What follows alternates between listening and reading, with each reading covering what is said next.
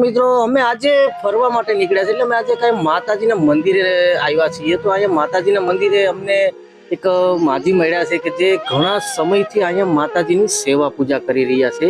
તો માજીને આપણે મુલાકાત લેશું. તમારા ઘરમાં કોણ કોણ છે? હું એકલી જ છું. એકલા જ છો? તમારા દીકરા કે કોઈ છે? નહીં, નથી. મારે કાંઈ છે તમારે જમવાની ખાવા પીવાની વ્યવસ્થા મેરે જાય બધાય કેમ? ત્યાંથી. મંદિરે આપી દે.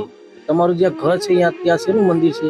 ત્યાં બધા દેવ છે અમારા. હનુમાનજી? અમારા દેવ છે, હનુમાન દાદા છે, અમારા ભોળાનાથ છે, શંકર ભગવાન કયો એ છે, પછી બધા સાક્ષાત દર્શન આપે એવા જ છે.